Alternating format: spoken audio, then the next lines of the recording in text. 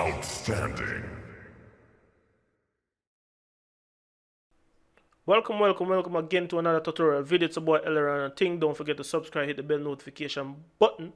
Follow me on Instagram, Twitter, and on Facebook at Eldorado Productions. And don't forget to visit my website for all the goodies that are there for you.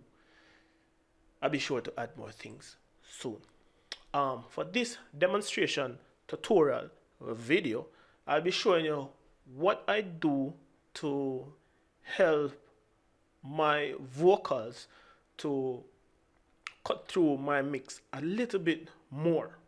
And as you know, I'm a person that do a lot of parallel processing. So it's like adding things, to kind of flavor it up more. It's like you have a pineapple, mix, and then you throw guava in it, then you throw a splash of ginger and some fruits in it and mixing it up, and so you mix it, get sweeter and sweeter and sweeter. So that's more like me. I do a lot of parallel processing because I tend to have a little bit of thing going on when I do direct processing with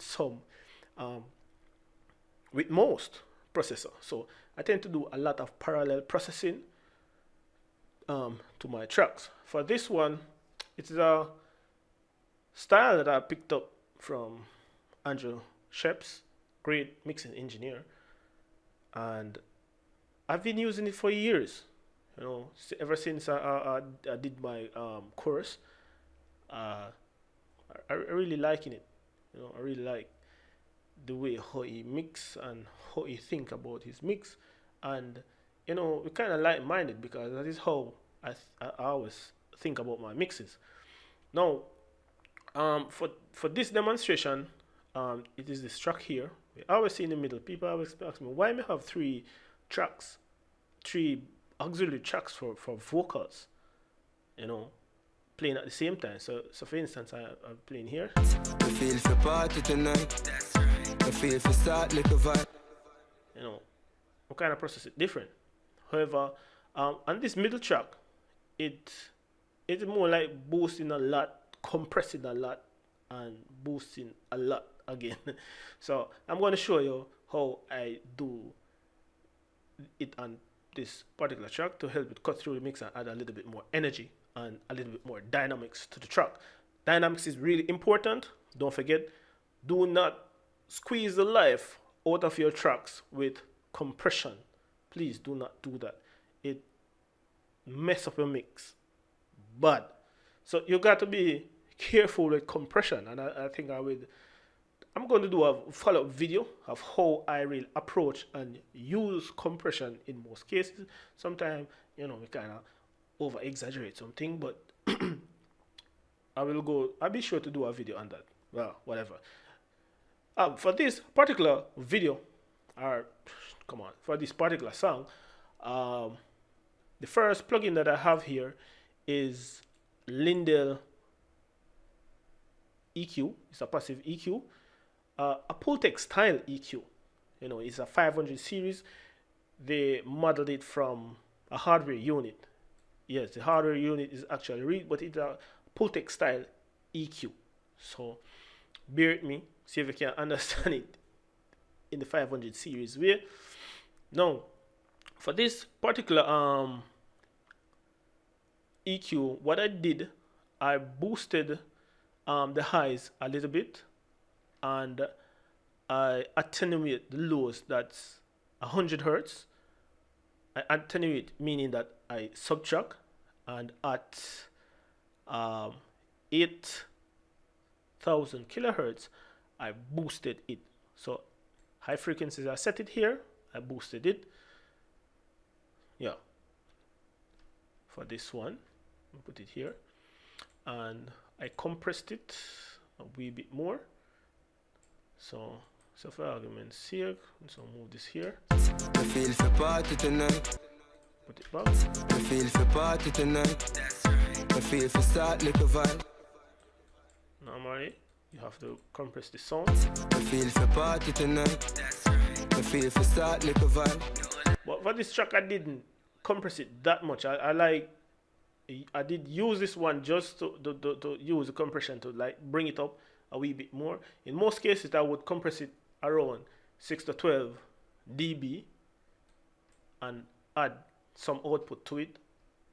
And what I did on the last one now is the reverse of what I did on the first one.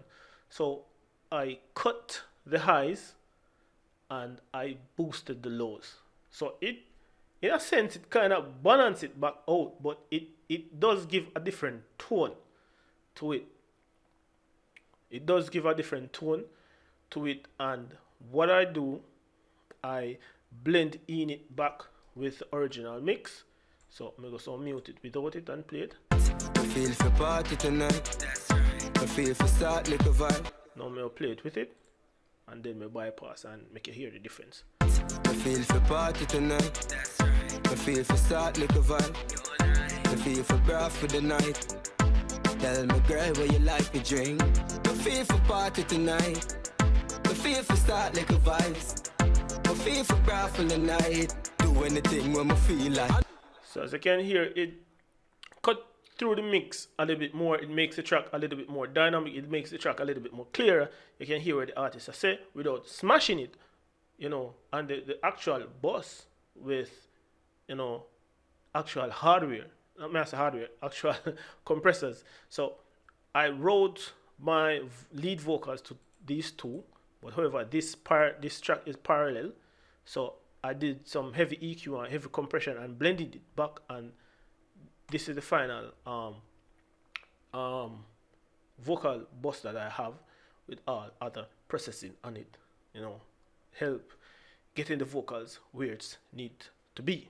So I hope you really find this video really interesting. As I said, it adds a little bit more energy to the song, helps it to cut through the mix a little bit more than how it should without using a lot of direct compression on the vocal. So this track is parallel, so I just blend it in. Normally I wouldn't really go over 25 or so forth like that, but there are times when I go really extreme. There are times when I really use very little. It just depends on the song and type of instrumental that I'm working with. So I did it for this way on this particular track. So thanks for tuning in. Hope this helped you somewhat. If you don't understand some, please leave it in the comment below. If you have another way how you really add energy to your tracks, please let me know. And I also have another way that I add energy to my tracks, but I will leave it to our next video.